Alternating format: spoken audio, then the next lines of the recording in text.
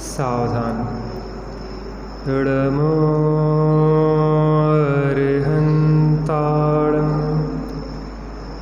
नमो सिद्धाणं नमो आयरीयाणं नमो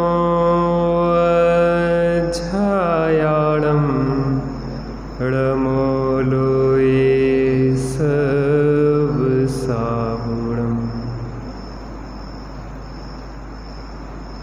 राम कहानी सुनो रे राम कहानी, राम कहानी सुनो रे राम कहानी। सुनत हरस आवे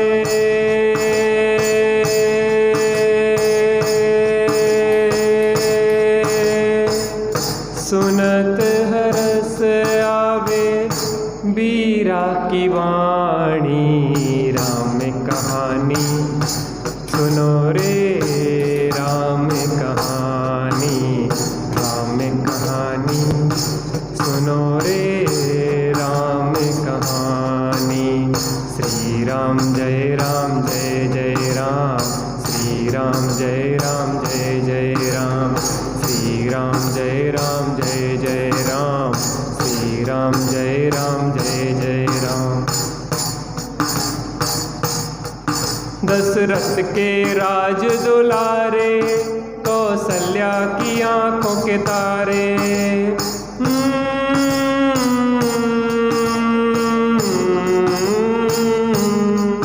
दशरथ के राज दुलारे, कौशल्या की आंखों के तारे। बे सूर्य वंश के सूरज, बे रघुकुल के उजियारे।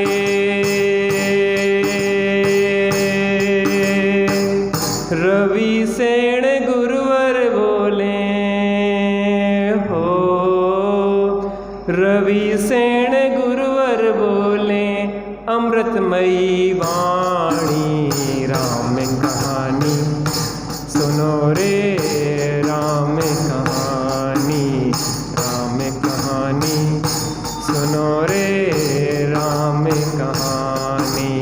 श्री राम जय राम जय जय राम, श्री राम जय राम जय जय राम, श्री राम जय राम जय जय राम, श्री राम जय राम जय जय राम। सग्रावर्त धनुष गह करके ले आए सीतावर के।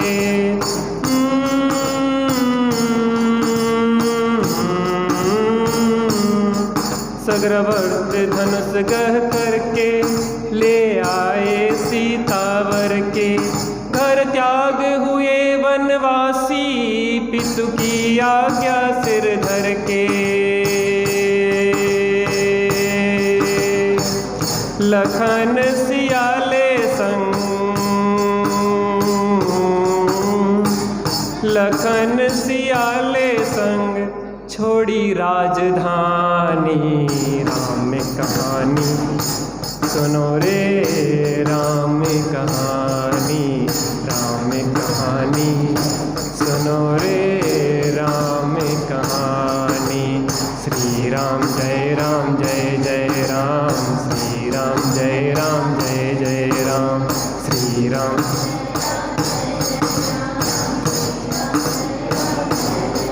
कृत्रिम सिंह नाद दशानन करके ले आया सीता हर के।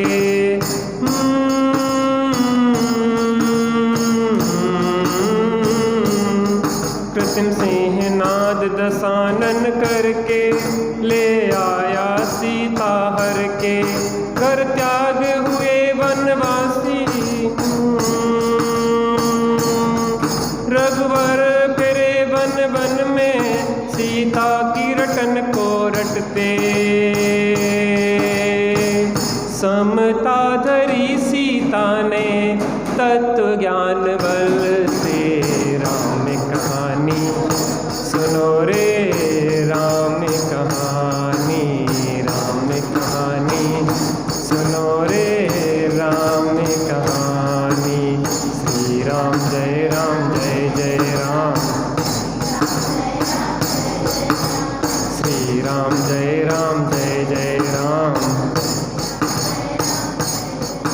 श्री राम ने हनु पठायो, हनु राम दूत बन आयो।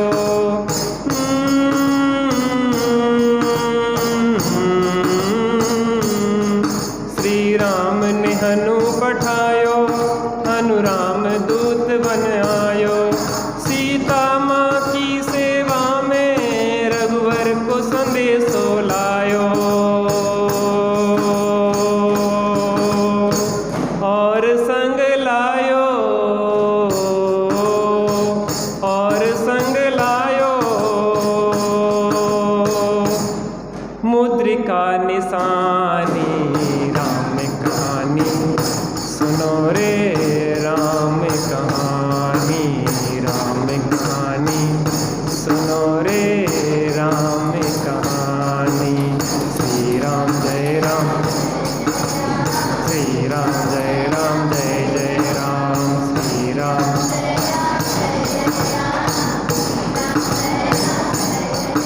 लखन दसानन बध करके, रघुलाए सीता जय के।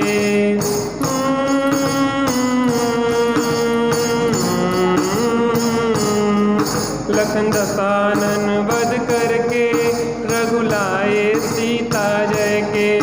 और भेंट में दे दी लंका, विभीषण ज्ञानी को जय के। लखन सियाले संग,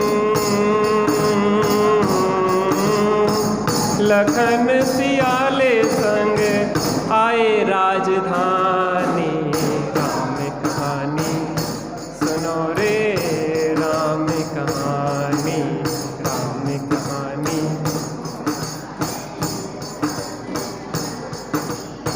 सुनत हरस आवे,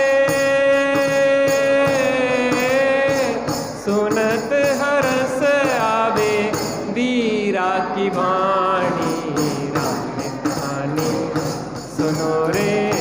राम कहानी, राम कहानी सुनो रे। राम कहानी। श्री राम जय राम, जय जय राम। श्री राम जय राम, जय जय राम।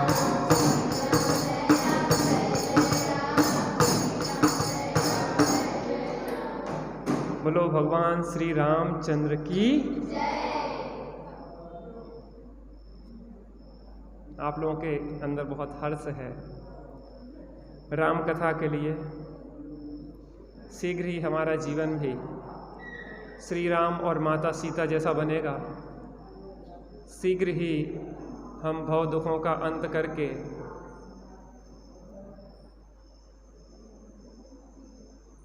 मोक्ष को पधारेंगे। अपनी चर्चा चली श्रीकंठ और पद्माभा बानर द्वीप में जाके रहने लगे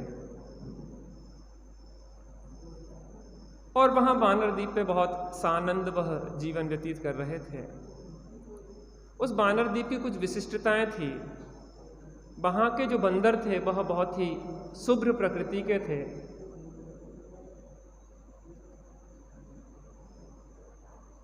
बहुत अच्छी प्रकृति के थे वह बानर, और वह मनुष्यों से बहुत अच्छा व्यवहार करते थे। तो श्रीकंठ जो थे वह श्रीकंठ ने उन बानरों को अपने नज़दीक बुलाया, अपने नज़दीक रखा और बहुत ही प्रेम वात्सल से वह रहते थे। देखो, ज्ञानी जहाँ भी रहते हैं सबको अपना बना लेते हैं, और अज्ञानी जहाँ रहते हैं अपनों को भी पराया बना लेते हैं। इसलिए हमें अपने अंदर ज्ञानित्व प्रकट करना चाहिए। जहाँ हमारी दृष्टि निर्मल होती है, सम्यक होती है, तो शत्रु भी मित्र बन जाते हैं, और हमारी दृष्टि अगर खोटी होती है तो मित्र भी शत्रु बन जाते हैं। वह कला हमारे अंदर है, हमारा चुनाव है, हमें क्या चुनना है। वो बंदर भी बड़े अच्छे थे और बहुत नृत्य कला आदि में राजा ने उन्हें पारंगत कर दिया था, अच्छे नृत्य करने लगे थे। और बंदर भी वहाँ के अच्छे अच्छे मीठे मीठे फल आदि ला के श्रीकंठ को देते थे। बहुत ही सुंदर तरीके से वहाँ पे एक प्रेम चल रहा था। आज मनुष्य प्रेम से नहीं रह पाते हैं, वहाँ इंसान और त्रियंज प्रेम से रह रहे थे, कैसी अच्छी दशा होगी। एक बार राजा श्रीकंठ अपनी रानी पद्मावा के साथ महल की छत पे विराजे हुए थे, आसमान में देख रहे थे और देखते देखते उन्हें देखा कि कुछ देवगण जय जयकार करते हुए चले जा रहे हैं। तो पद्मावा ने पूछा कि राजन जी कहाँ जा रहे हैं? कहने लगे नंदीश्वर द्वीप जा रहे हैं। नंदीश्वर द्वीप जय जयकार करते हुए जा रहे थे तो उन्होंने कहा कि चलो अपन भी चलते हैं।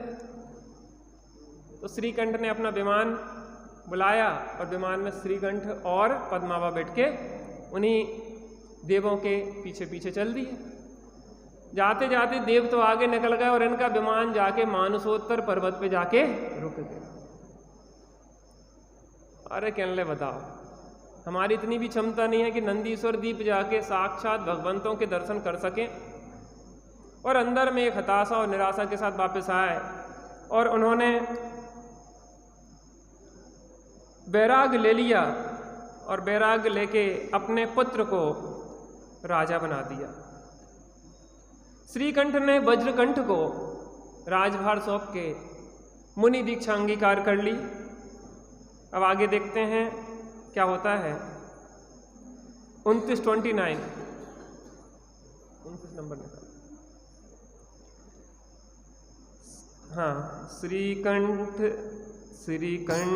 साधुवर निस्दिन, क्या है लय भूल गया।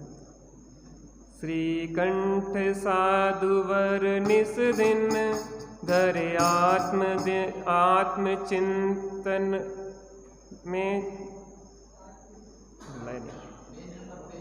Page number 31।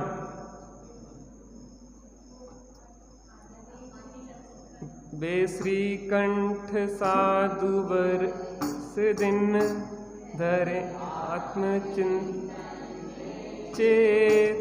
इसी बंस भूप अमर प्रभ महापवे के वार आनी लखती स्थित चेत देश ने बहा मनोरम सुखप्रद सुंदर सुंदर चेत मान सरोवर के कमलों में अलिगण करते थे गुंजा। कहीं वापिका तट वृक्षों पर खगगण करते थे संचार। भीते स्थित चेत्रा में वहाँ के दिखते थे लगभग साक्षात। चेत्रों की शोभा से नृपग्रह हुआ जगत में अतिवेग। एक बार क्या हुआ, जो राजा अमरप्रभ थे उनका विवाह लंकापति की पुत्री गुणवती से हो गया। गुणवती यहाँ पे अमरप्रभ राजा के महल में रह रही थी और वहाँ पे उसने बहुत सुंदर सुंदर चित्राम देखे जो कि उनके पूर्वजों ने उस महल की दीवारों पे बनवाए थे। वह चित्राम इतने सुंदर थे, इतनी अच्छी कलाकृति थी, ऐसा लगता था कि साक्षात ही वहाँ पे मानसरोवर आ गया हो। जैसे मानसरोवर का चित्र बना हुआ है दीवालों पे, तो ऐसी पेंटिंग थी कि ऐसा लगता था कि हम साक्षात मानसरोवर पे पहुँच गए हों और वहाँ पे हंस केली कर रहे हों। ऐसा सुंदर वहाँ पे चित्राम बना हुआ था। जगह जगह भोरे कमलों पे गुंजार करते हुए दिखाई दे रहे थे। तमाम प्रकार के पक्षीगण वृक्षों पे केली करते हुए दिखाई दे रहे थे। ऐसे सुंदर सुंदर चित्र वहाँ पे दीवारों पे बने हुए थे। तो जो राजा अमरप्रभ की गुणवती रानी उन चित्रों को निहार रही थी, पेंटिंग्स जो बनी थी उन पेंटिंग्स को देख रही थी ध्यान से। और देखते देखते क्या होता है आगे उसको देखते हैं। देख बंदरों के चित्रों को डरी हृदय में रानिया, व्याकुल होकर तन लगा कांपने अपने आप। पसीना सिर पर तिलकहीन दिखता था बाल, हुए कुपित राजा मनुजों पर देख प्रिया का ऐसा हाल। बना बंदरों के चित्रों को प्रचलित की किसने यह रीत, जिसे देख कर हुई हृदय में प्राण बल्लवा अति भयभीत। बोले व्रत मंत्रीगण सविनय दूर कीजिए कोप नितान, पूर्व वंशजों से संबंधित है इसका सारा वृत्तांत। देखते देखते वह चित्राम को अचानक उसने बंदरों का चित्र देखा, और बंदरों का चित्र देख के जो रानी गुणवती थी वह एकदम भयभीत हो गई, और भय के कारण इतनी कंपित हुई कि उसके चेहरे पे, उसके शरीर में पसीना झड़ने लगा, और पसीना झड़ने से जो माथे पे तिलक था वह उस पसीने के साथ बह गया।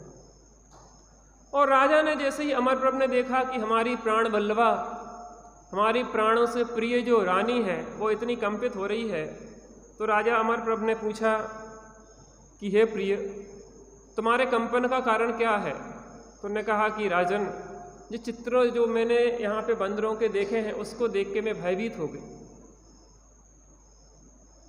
राजा ने कहा कि जी किन्ने ऐसे चित्र बनवा दिए? बंदरों के चित्र भी बनवाने लायक है क्या? बंदरों के चित्र क्यों बना दिए गए हैं यहाँ पे, और जिनको देख के हमारी प्राण वल्लभा इतनी भयभीत और आकुलित व्याकुलित हो गई है?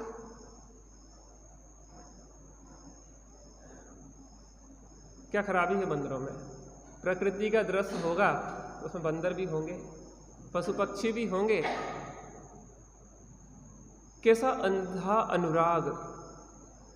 राजा ने अपनी रानी को तो नहीं समझाया कि इसमें भयभीत होने की कौन सी बात है। बंदर भी तो जीव है कि नहीं है? वो भी जीव है। देखो, आज हम समझते हैं कि यह धरती मनुष्यों के रहने के लिए है, बाकी पशु पक्षियों की तो कोई ज़रूरत नहीं है। बकरे किसके लिए बने हैं? इंसानों के लिए। मुर्गे किसके लिए बने हैं? इंसानों के लिए। इनकी ज़रूरत क्या है? प्रकृति तो हमारे लिए है पूरी। फल किसके लिए होते हैं पेड़ों पे? इंसानों के लिए। सब्जी किसके लिए उगती है? इंसानों के लिए। अरे फल जब वृक्ष प्रसन्न होते हैं तो फल रूप में उनकी प्रसन्नता नृत्य करती है। वो फल अपने लिए देते हैं, तुम्हारे लिए नहीं है। तुम ले लेते हो, ये तो तुम्हारा अतिक्रमण है। जंगलों में जो फल फूल होते हैं वो किसके लिए होते हैं? अरे सहस्त्र दल कमल खिल रहा है एक जंगल में, 1000 पंखुड़ियों वाला सरोवर में, वहां कोई मनुष्य नहीं जा रहा है, कैसे बियावान जंगल में है, तो वो कमल किसके लिए खिल रहा है? उसका जो प्रफुल्लता है, वो नृत्य है, वो उसका उसमें दिख रहा है। और हमने जो सोच लिया है कि हर चीज हमारे लिए है। प्रकृति का सौंदर्य अपना स्वयं का नृत्य है, उसका प्रफुल्लित होती है। देखो पानी बरस गया ना, तो जो वृक्ष फिर से लहराने लगे, झूमने लगे, फल फूल से लद गए। प्रकृति का अपना मनोहर एक नृत्य है। वो भी जीव हैं, जब उन्हें अनुकूलता होती है तो वो भी प्रसन्न हो जाते हैं। तो मैं किसने अधिकार दिया इस प्रकृति को नष्ट भ्रष्ट करने का? हम सोचते हैं कि फाटक की जरूरत है, पेड़ किसके लिए बना? हमारे लिए। हमें पत्थरों की जरूरत है, तो वो पहाड़ किसके लिए है? हमारे लिए। यहाँ तो इतना तांडव है, पूरे पहाड़ों को फोड़ फोड़ के अपने घरों में लगा लिए वो। और फिर असंतुलन होता है तो भूकंप आता है, और फिर कहते हैं कि ये तो बहुत गड़बड़ हो रहा है। कभी बाढ़ हो जाती है, कभी भूकंप आ जाता है, कहीं सूखा पड़ जाता है। असंतुलन हमारा फैलाया हुआ है। पहाड़ भी जीव है केंद्रीय। तुम बड़े बड़े मकान चिनवाते रहते हो, इसे केंद्रीय जीव की रक्षा नहीं करते हो, फोड़ते जा रहे हो, ब्लास्ट करते जा रहे हो। जहां पहाड़ थे वहां तालाब हो गए हैं, और जहां पे समतल भूमि पे वहाँ पहाड़ खड़े कर दिए हैं, पहाड़ माने मकान बड़े बड़े खड़े कर दिए हैं, 40-40, 50-50 मंजिला, पूरा असंतुलन बना रहे। हमें क्योंकि ऐसा लगता है कि ये प्रकृति हमारे लिए है, हम इसके अधिकारी हैं, दूसरा तो कोई बोलता नहीं है तो हम जो चाहे करें। लेकिन भाई साहब, कर्म बराबर हिसाब रखते हैं। आज जो दुर्दशा हो रही है इस विश्व की, कोरोना फैल रहा है और तमाम प्रकार की महामारी फैल रही हैं, इसके लिए कौन जिम्मेदार है? चाइना में कितने प्रकार के कीड़े मकोड़े खाए जाते हैं, कोई भी ऐसा नहीं बचा जो नहीं खाते हो। सांप, बिच्छू, गधा, सुअर, कुत्ता, जो नाम आपको आते हैं वो सब, चमगादड़े, सी फूड कहा जाता है, सी फूड, समुद्री भोजन, नए नए प्रकार के पैकिंग कर करके चमगादड़ों को पैक करके भेजा जा रहा है, एक्सपोर्ट क्वालिटी। और फिर कोरोना फैलता है तो पूरा विश्व ठहर के रह गया, जो जहां था वहीं स्थिर हो गए। फिर रोते हैं, जी क्या हो गया? स्वयं किए जो कर्म शुभाशुभ फल निश्चय ही वे देते, करें आप फल दे अन्य तो स्वयं। हमारे ही कर्मों का फल है, जो भी मिलता है वो अपने ही कर्मानुसार मिलता है, किसको दोष दें? इसलिए अपना जीवन इतना संतुलन के साथ जियो कि किसी दूसरे प्राणी को कष्ट नहीं। बता, हम मंदिर के बाहर आए और हमने अनछने पानी का नल चालू किया और पैर धो लिए, हो गए पवित्र। क्या ऐसा नहीं हो सकता कि एक टंकी में सुबह से छान के पानी अपन भर जाए? माली की व्यवस्था नहीं, क्योंकि माली को तो पता ही नहीं कि पानी छानना क्या कहलाता है। वो छानेगा भी तो निचोड़ देगा छन्ना, पूरे जीवों को स्वाहा हो जाएगा। मात्र पूजा करने तक धर्म है क्या हमारा? जय जयनाथ परम गुरु को 16 कारण आई और 16 कारण भाए तीर्थंकर जे भय। तीर्थंकर ऐसे हुआ जाता है, सभी जीवों के सुखी होने की भावना जिनके अंदर होती है, जिनके अंदर दया होती है, सुखी रहें सब जीव जगत के, कोई कभी ना घबरावे, और सोच रहे हैं कि तीर्थंकर प्रकृति बनी जा रही। ऐसे कठोर चित्त में तीर्थंकर प्रकृति नहीं होती, इसके अंदर भावना होती है। बेरे पाप अभिमान छोड़ जग नित्य न। कैसे गाएंगे मंगल? बेचारे उनका तो घात हो रहा है, वो तो तड़प रहे हैं। हमारी ज्यादा होगा तो पंडित जी हम थैली के लगाए दे रहे, और ज्यादा पाप। क्योंकि हमें धर्मात्मा होना थोड़ी ना, हमें धर्मात्मा दिखना है। हम धर्मात्मा का लेबल लगाना चाहते हैं, हम धर्मात्मा होना थोड़ी ना चाहते हैं। तो फिर सुख भी ऐसा ही मिलता है, ऊपरी चेहरे पे सुख रहता है, प्रसन्नता रहती है, और अंदर में आत्मा रोता है। पर सच पूछो, उसके अंदर आत्म का रूप। आप सही बताओ, हम सही विचार करें कि हमारे अंदर शांति है कि नहीं है। एक क्षण के लिए भी शांति नहीं है। उसका कारण ये है कि हमारा जो पाखंड चल रहा है, कृत्रिम प्रदर्शन चल रहा है दया का,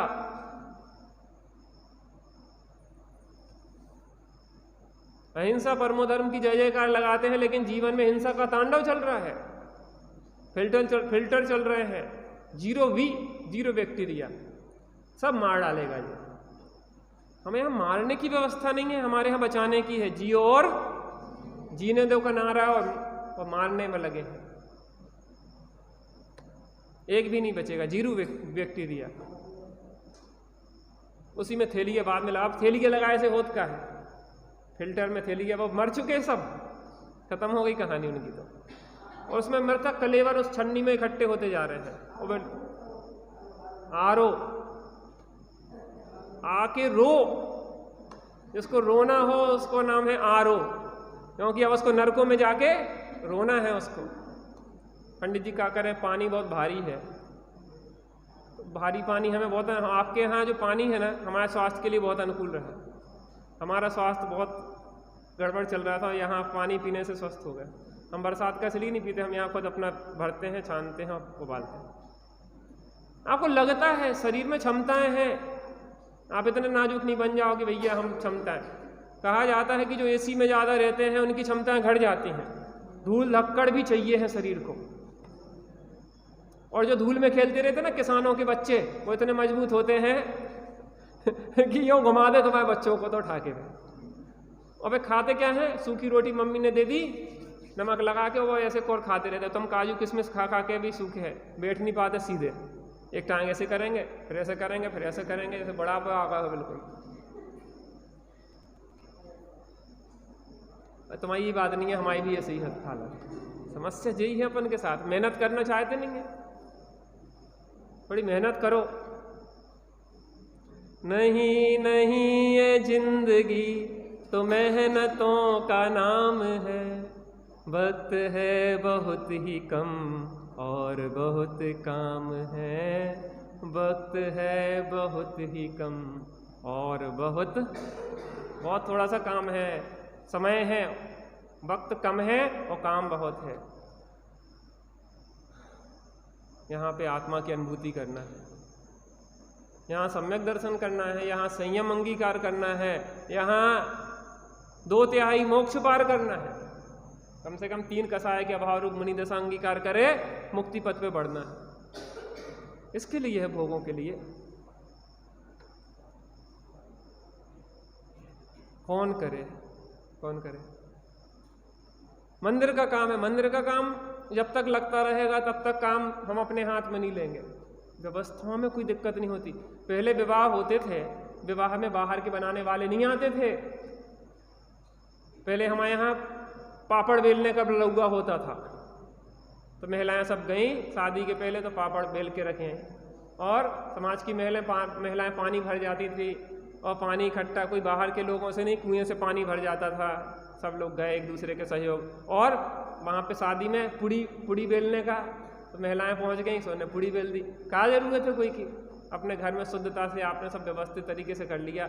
अब मेहतर चमार बसोर सब कौन कौन जाति के बना रहे हैं, और हम रेडीमेड जाके खड़े जूता पहने डफर सिस्टम में, बड़े स्टैंडर्ड में। पूरा धर्म को हमने बिल्कुल बर्बाद कर दिया, भ्रष्ट कर दिया डफर सिस्टम के चक्कर। खड़े खड़े बताते तो जो है कि शांति से बैठना चाहिए, नोवा नमोकार मंत्र पढ़ के फिर शांति से भोजन करना चाहिए बैठ के, और खड़े खड़े भोजन कर रहे हैं गिद्ध भोज में। जूठा, दूसरे ने जूठे हाथ से वो छुआ और वो अपने, और उसकी थाली भी थोड़ी सी तिरछी हुई तो इसी में गिर गई जूठी सब्जी, और तुम भी गया और खाते जा रहे। और सब प्रकार के लोग वहाँ बैठे खा रहे। कोई वहाँ बंदिश नहीं है कि कौन आएगा कौन नहीं आएगा, कौन जाति कौन का शुद्धता का। वो बेटर खड़े वो कौन जाति के होंगे, जैनी कौन, वे थोड़ी सुबह से सफाई करके आए नालियों की, और सब शाम को झकझकी कपड़े पहन के। कैसे होगी संस्कृति की रक्षा? कैसे आएगी शांति? पानी तो छनता होगा।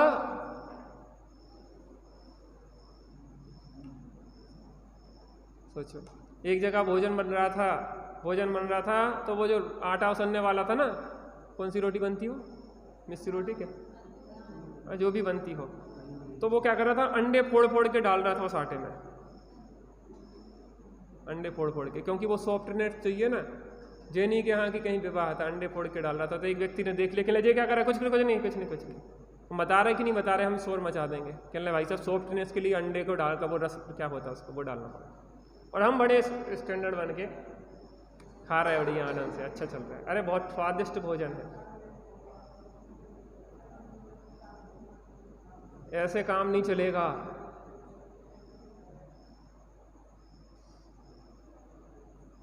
बहुत विवेक पूर्वक कार्य होना चाहिए। मंदिर के हर कार्य में जो भी है, रेडीमेड व्यवस्थाओं से काम नहीं चलता है, हमें खुद लगना पड़ता है। ये किसी का नहीं है मंदिर, लेकिन सबका है। यहाँ की व्यवस्थाओं की जिम्मेदारी हर किसी के है। A to Z आपको निरीक्षण करना चाहिए कि मंदिर में जो काम कर्मचारी हैं वो किस तरीके से काम कर रहे हैं।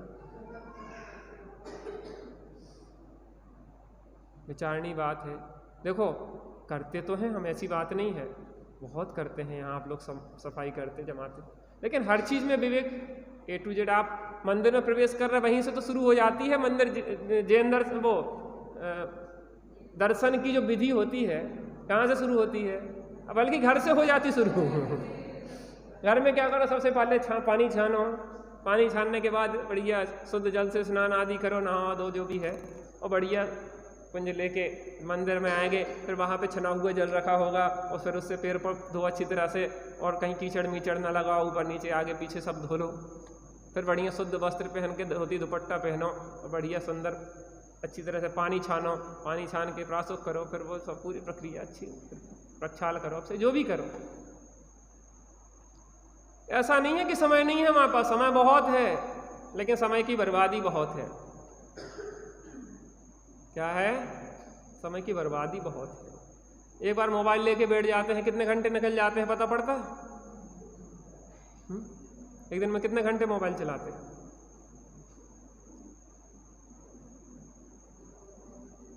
कितने घंटे? कुछ तो बताओ। 24 घंटे तो नहीं चलाते होगा, कुछ घटे ही चलाते हो वैसे, हैं? अरे चलाने में शर्म नहीं आती तुम्हें, बताने में शर्म आ रही है? थोड़ी सी देर चला रहे, उसका भी टाइम लिमिट नहीं है। अनलिमिटेड है पंडित जी प्लान तो, अनलिमिटेड, वो तो चलता रहेगा जब तक हम चला पाए, क्योंकि वो डाटा चला जाएगा, इसलिए रात के 12 बजे तक लगे रहते कि डाटा तो बच रहा। लेकिन भाई साहब वो जियो की सिम जब बट रही थी और फ्री डाटा और फ्री वो मिल रही थी, तो नाम क्या था? जियो, काम क्या था? मरो। मारने की तैयारी है। उस समय एक वो प्रचार आया था कि अब मुकेश अंबानी एक नया धंधा शुरू करने वाले हैं शराब का, और पहले 6 महीने तक फ्री शराब पिलाएंगे। युगल जी बाबूजी कहते थे कि टीवी आंखों से पीने वाली शराब है, मोबाइल आंखों से पीने वाली शराब है, वो शराब तो खराब लगती। मुकेश अंबानी शराब का धंधा शुरू करें और 6 महीना तक फ्री पिलवाएं, तो पियोगे तुम? नहीं। और जब तुमने जियो की सिम फ्री में बांटी थी तब तुमने खरीदी थी? लाइन लगाए मर गए थे बहुत सारे, तो लाइन में नंबर लगाए धूप में लगे और बहुत मर गए थे, क्योंकि वहीं पे दिन भर लगे रहे, क्योंकि फ्री मिल रही हो, फ्री डाटा, फ्री सब कुछ फ्री में, तो हम सब लेने के लिए तैयार हैं। फ्री में नरक नहीं।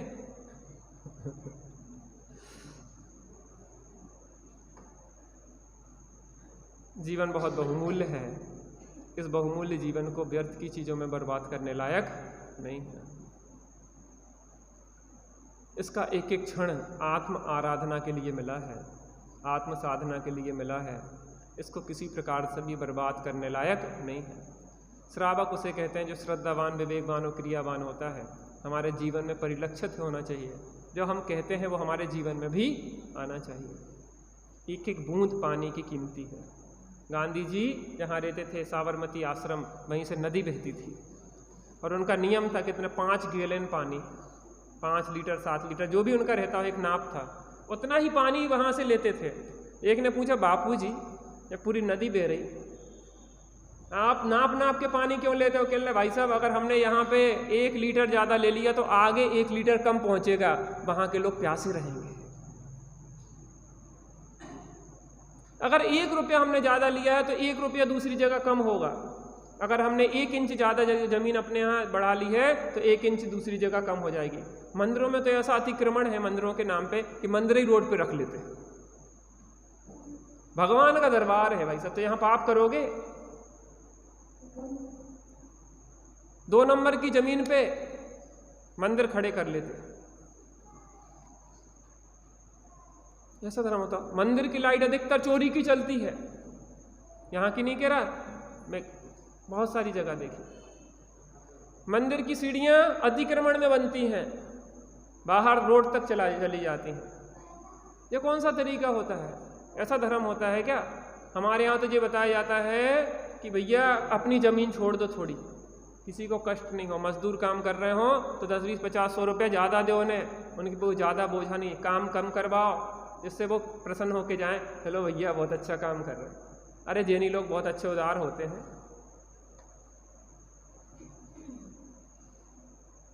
हमारे जीवन से परिलक्षित होना चाहिए कि भगवान कैसे होंगे, क्योंकि हम लघु नंदन है भगवान के, और पिता झलक जो पुत्र में दिखती है।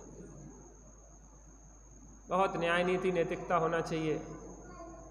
व्यवहार धर्म ही जिसके जीवन में नहीं है उसको परमार्थ की प्राप्ति कैसे होगी? अभी नैतिकता ही सदाचार हमारे जीवन में नहीं है जैनोचित। आपकी बात नहीं कर रहा है, हम अपने यहाँ की बात कर रहे हैं। आप बुरा नहीं मानना। यहाँ तो बहुत प्यारे प्यारे लोग हैं। हम तो सब जगह कहते कि अगर देखना है तो सिंगोली के लोगों को देखो, बड़े सहज सरल लोग हैं। सरल स्वभावी हो ताके घर बहु संपदा। चलिए आगे बढ़ते हैं। तो क्या हुआ कि उन बंदरों के चित्र को देख के वह रानी भयभीत हो गई। तो राजा ने क्या कहा कि जितने बंदर हैं सबको मरवा दिया जाए। और किसने ऐसे बंदरों के चित्र बनवा दिए हैं दीवालों पे? तो जो वृद्ध मंत्रीगण थे कि महाराज आप थोड़ी शांति पकड़ो, स्त्री के बस में आके तुम कुछ भी कहते जा रहे हो। आजकल लोग स्त्रियों के बस में हो जाते हैं और फिर अपना विवेक नहीं रखते हैं। जैसी चाबी भरती है, जितनी चाबी भरी राम ने उतना चले खिलौना। तो ऐसी गई सुबह पिताजी से जाके वैसी ठो के आते, माँ से जाके वैसी के आते। अरे माँ ने तुम्हें 25 साल पल पाला है, तुम्हारे सुख दुख में सहयोगी रही है, खुद गीले में सोई है, तुम्हें सूखे में सुलाया है। आज पत्नी आ गई तो उसकी बातों में कुछ भी कहने के लिए तैयार हो गए हो। शर्म आना चाहिए। अरे तुम्हें समझाना चाहिए कि व्यर्थ बातें नहीं करो, प्रेम से रहो। छोटी छोटी बातों को बतंगड़ नहीं बनाओ। हम छोटी छोटी बातों का इतना बतंगड़ बना लेते हैं कि पूरा घर नरक बन जाता है। करोड़ों रुपए की जायदाद है, सास बहू शांति से नहीं रह पा रही हैं, देवरानी जेठानी शांति से नहीं रह पा रही हैं और छोड़ के मरना है।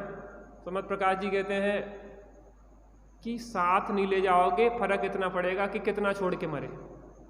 कोई 1 लाख छोड़ के मरेगा, कोई 1 करोड़, कोई 1000 करोड़, लेकिन सब छोड़ के मरेंगे, साथ कोई नहीं ले जाएगा।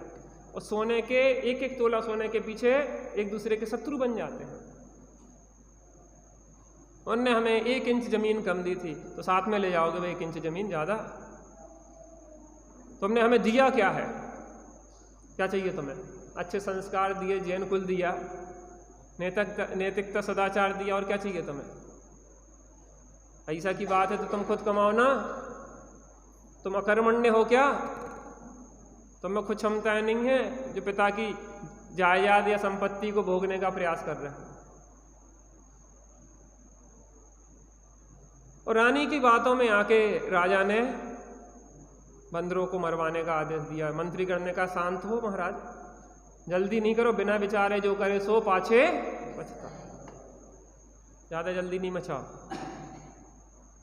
अधिकतर राजा मूर्ख होते हैं, मंत्री संभालते हैं राज का ज्यादातर। तो वृद्ध मंत्री ने कहा राजन, ये आपके जो पूर्वज श्रीकंठ थे जिनने यह वानर द्वीप बसाया था, और उनने इन वानरों के साथ मित्रता प्रेम पूर्ण रहते थे, और उनके कारण, उनसे प्रीति के कारण उनने इस प्रकार के चित्राम दीवालों पे बनाए। तो राजा थोड़ा शांत हुआ, मंत्रियों ने उसको शांत कर दिया। नाथ आपके इसी वंश में हुए भूप श्रीकंठ प्रधान, स्वयं बसाया था सुरपुर समय नगर प्रधान। देख मनुष्य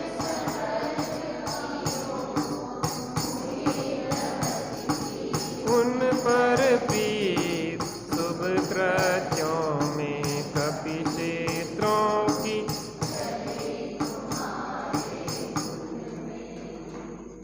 सुन उत्तर प्रमुदित खेचरपति बोले मुख से वाक्य लला, माने हमें निसंग भाव से वृद्धिमान कपि के क्षेत्रा, करो न इसका भंग लेस अब, धरो मुकुट में बानर चे, कपि के चिन्हों से शोभित राज ध्वजा में अब सर्व। वृद्ध मंत्री ने समझाया। राजा विवेकी था, उसको समझ में आ गया कि हमारे जो पूर्वज थे वो विवेकी थे और उन्होंने बताया कि राजन, यहाँ के जो बंदर हैं बहुत ही मैत्री रखते थे और उनसे मित्रता के कारण श्रीकंठ राजा ने उनके चित्रान यहाँ पे बहुत सुंदर सुंदर बनाए हैं। और उन्होंने कहा कि अगर हमारे पूर्वज इनका सम्मान करते थे तो हम भी इनका सम्मान करेंगे। हमारे पूर्वज अगर देवशाद गुरु का सम्मान करते हैं तो हमें भी इनका सम्मान करना है, इन्हें हमें अपने सिर माथे बिठालना है। जिनाज्ञा हो शीस पर नित हमारे, समाधान हो ज्ञानमय सुखकारी। गुरुवर का गौरव सदा हो हृदय में, बहे ज्ञान धारा सुआनंद का। श्री गुरु हमारे सिर माथे हों हमेशा। हम जिनाज्ञा के विरुद्ध एक पल एक कदम भी ना लें, चलें, एक क्षण भी ना विचारें, कोई भी कार्य जिनाज्ञा के विरुद्ध नहीं करें। जिनेंद्र परमात्मा की जो आज्ञा है वो हमारे सिर माथे होना चाहिए। गुरु आज्ञा जो है वो हमारे सिर माथे होना चाहिए। हमारा जीवन कभी भी दुखी नहीं होगा, हम कभी परेशान नहीं होंगे। मनमानी नहीं, जिनवाणी। तो वो समझदार था राजा, उसने कहा कि सृष्टिवर आपने सही कहा, हमारे पूर्वजों ने अगर बानरों के चित्र बनाए हैं तो बहुत अच्छा विचार किया है और हम अब इस सम्मान को और बढ़ाएंगे और अपनी ध्वजा में भी बानर का चित्र अंकित करवाएंगे जो हमारी राज की ध्वजा है। अपनी ध्वजा कैसी है? तिरंगा है। उसमें जो आरे हैं वो कितने हैं? 24 हैं। किसके प्रतीक हैं? 24 तीर्थंकरों के प्रतीक हैं। 3 रंग हैं, सम्यक दर्शन, सम्यक ज्ञान और सम्यक चारित्र के प्रतीक है। रत्नत्रय, अरे रत्नत्रय धारी देवशाद गुरुओं की सम्मान का प्रतीक यह हमारा तिरंगा है। 24 तीर्थंकर, 24 आरे में 24 तीर्थंकरों का सम्मान हुआ है, स्मरण किया है भारत की ध्वजा में। कैसा सम्मान है! भरत का भारत है यह। इस भारत में आज भी यह परंपरा है कि भारत में ने किसी के ऊपर कभी आक्रमण नहीं किया। आज भी हमारे यहाँ विरोधी हिंसा की मान्यता तो है, लेकिन संकल्प हिंसा की मान्यता नहीं। संकल्प पूर्वक हम किसी को परेशान नहीं करेंगे, किसी को सताएंगे नहीं, किसी के ऊपर आक्रमण अन्यायपूर्वक नहीं करेंगे। लेकिन हमारे ऊपर कोई आक्रमण करेगा तो हम उसका मुंह तोड़ जवाब देंगे। आज भारत भी अपनी सुरक्षा के लिए अस्त्र शस्त्र का निर्माण कर रहा है, लेकिन भारत सुरक्षा के लिए कर रहा है, किसी को मारने के लिए नहीं कर रहा है।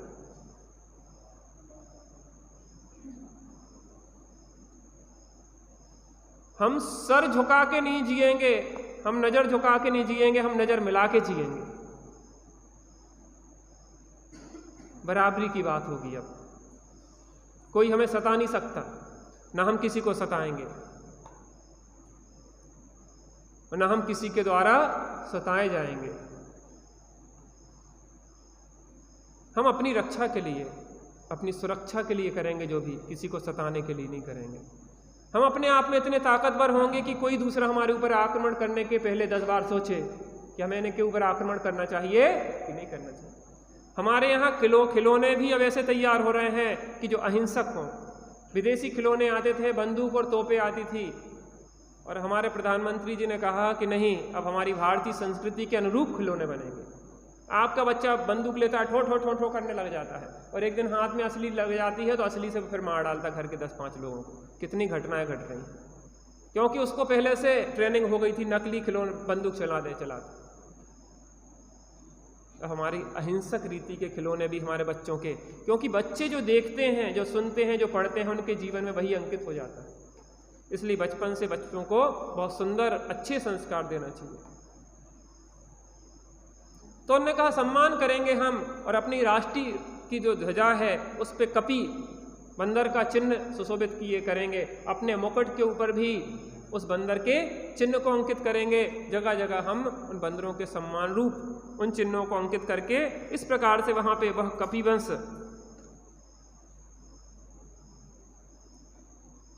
सचिवों ने वह काम किया, झट मिला उन्हें जैसा दे, उसी समय से हुआ विश्व में विस्तृत वह कपिवंश विषे। वे कपिवंशी विद्या प्रिय मनुजा का नहीं कभी भी लेस मात्र।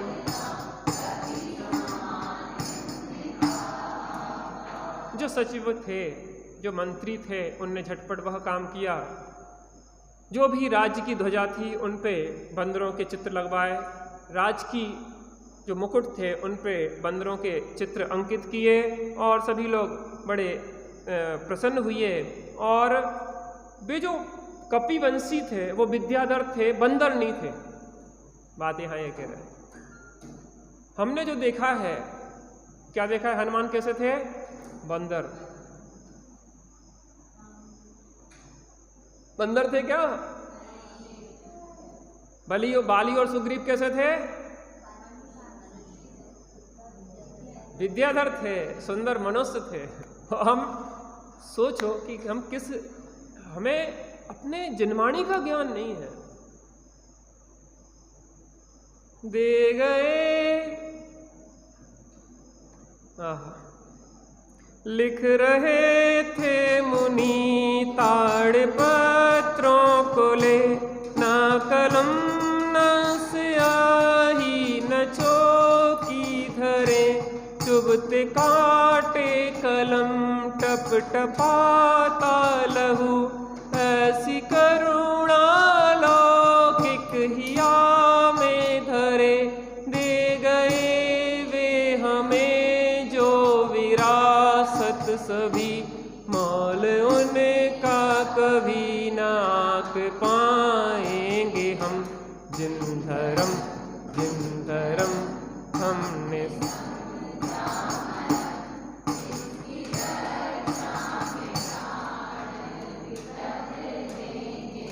तो प्राणों की आहुतियां देके हमें दे गए और हमें पढ़ने की भी फुर्सत नहीं है। टोडरमल जी ने प्राणों की आहुति देके मोक्षमार्ग प्रकाशक जी दिया है। उनका स्मृति दिवस तो मना लेंगे, लेकिन टोडरमल जी ने क्या कहा, किसके लिए प्राण दिए, उसमें क्या लिखा था ऐसा जिसके लिए उन्हें अपने प्राण तो दिए लेकिन वह ग्रंथ नष्ट नहीं होने दिया। हमारे पास पढ़ने का समय नहीं है। उन निकलंक देव का विचार करो जिनने प्राण दे दिए, किसके लिए? हमारे लिए। ग्रंथ तब मिले और हमारे पास पढ़ने का समय नहीं है। किसके लिए? इस 2 पैसे की नौकरी के लिए, इस लौकिक पता। अवधि ज्ञान, मनः पर्याय ज्ञान और केवल ज्ञान पढ़ने से नहीं होते, भाव विशुद्धि से सब एक साथ आपको ज्ञान में अंकित हो जाता है। भाव विशुद्धि बढ़ाओ अपने आप आपको सब। अरे अपन ने पढ़ा नहीं है ऐसी बात नहीं है, पूर्व भाव में कितना पढ़ा, अरे पूर्व भाव की स्मृति सब स्पष्ट होने लग जाएगी। विशुद्धि तो बढ़ाओ, विशुद्धि पूर्वक स्वाध्याय तो करो, इसका रसपान करो। उस बच्ची को करने दो, आप इधर देखो, रसपान करो इसका। अमृतचंद स्वामी ने, आचार्य कुंद ने जो अमृत दिया है उसको पी के तो देखो। आपकी छुट्टी रहती है, सुबह से आओ, समय सार जी के स्वाध्याय में आओ, द्रव्य संग्रह के स्वाध्याय में आओ, खूब पढ़ो, खूब स्वाध्याय करो। बेटा तुम लोगों की रुचि बहुत है और हमें बड़ा हर्ष होता है। क्या इस आपके पास बैठ के इतनी अच्छी तरह से आप पढ़ते हो, रुचि से पढ़ते हो, इतनी मधुरता से, इतने अच्छे अच्छे पाठ याद हैं आप लोगों को। इसी को बढ़ाओ, यही विद्या भवतरणी है। बाकी विद्याएं तो संसार में डूबने वाली है। पंडित जी ने नाविक से पूछा कि नाविक तुम्हें संस्कृत व्याकरण आती है कि नहीं आती है? कहने महाराज हमें नहीं आती है, हमें तो नाव, हमारी नाव और हमारी नदी। गीत कला संगीत कुछ आता कि नहीं आता है? कहने कहाँ गीत कला संगीत महाराज, टाइम ही नहीं है। हमारी नाव और हमारी नदी। व्याकरण नहीं, न्याय कुछ नहीं कहला, तुम्हारी आधी जिंदगी तो पानी में चलेगी। उतने में तूफान आ गया और तूफान में नाव डगमग डगमग होने लगी। पंडित जी आप तैरना जानते कि नहीं जानते? कहले नहीं, बाकी सब जानते हैं, तैरना नहीं जानते। कहले आपकी पूरी जिंदगी पानी में गई। हम तो तैरना जानते हैं, तो हम तैर के पार हो जाएंगे। ऐसे दुनिया की सब कलाएं सीख लो, लेकिन बहुत तरणी विद्या करनी सीखी, सब कुछ सीखा हमने, ना सीखी भेद विज्ञान की कला, तो जीवन तो हमारा बर्बाद होने वाला है।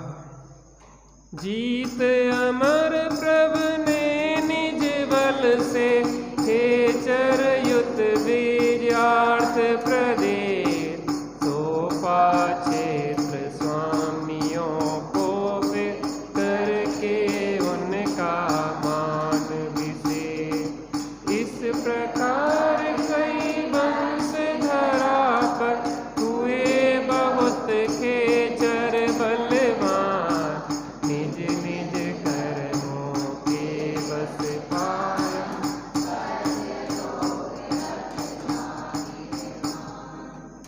देखो आप एक चीज प्रथमान योग में देखना, जो भी राजा महाराजा के पुत्र योग्य हो गए तो उन्हें राज सौंप के दीक्षा ले ली। आप देखते हो कि यही क्रम चलता रहता कि नहीं रहता? हमारा क्या विचार है? हम तो यहीं पे आए हैं और यहीं मर जाएंगे। चलो कोई बात नहीं, पूर्ण संयम अंगीकार नहीं कर पा रहे, वैसे तो पूर्ण संयम महाव्रत अंगीकार करने लायक है, लेकिन घर में भी कुछ निर्वृत्ति पूर्वक जीना चाहते कि नहीं जीना चाहते? कि जब तक मरघटा में मरघटा कूका दे रहा है, हमारे यहाँ कहते हैं, और फिर भी दुकान पे लटके हैं, 60-60 साल के हो गए हैं, 70-70 साल के हो गए, फिर भी दुकानदारी, रिश्तेदारी, नातेदारी और चक्कर लगाते जा रहे हैं। अरे संसार चक्र मिटाने का समय है, अब चक्कर लगाने का समय तो खत्म हो गया। कम से कम शीघ्रता से अपना हित करने में लग जाना चाहिए। 60 साल की उम्र में सरकार भी रिटायर कर देती है और हम रिटायर होने नहीं चाहते। अभी भी कमर में चाबियों को बिल्कुल गुच्छे टांगे घूम रहे हैं। बहुओं को ध्यान रखना चाहिए, अगर सास से चाबी का गुच्छा सौंप दे तो उनकी सेवा करना।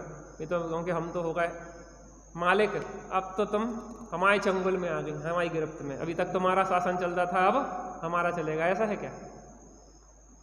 सम्मान करना बड़ों का, उनकी समाधि में सहयोगी होना छोटों का कर्तव्य है, और बड़ों का कर्तव्य है कि भेद विज्ञान पूर्वक जीना, जैसे भी स्थिति है उसमें समता भाव रख के समाधि की ओर जाना। इस प्रकार से उनने अनेक प्रदेशों को जीता और सब कुछ छोड़ के, इसमें बहुत सारे राजा ऐसे हुए जिनने मोक्ष पद को वरा है और किसी ने स्वर्ग आदि को वरा है। इस तरीके से महान राजा इस किस कुल में हुए? वानर वंश में बहुत सारे राजा हुए। यहाँ अपनी कथा आज की पूर्ण होती है। शेष कथा अपन कल चर्चा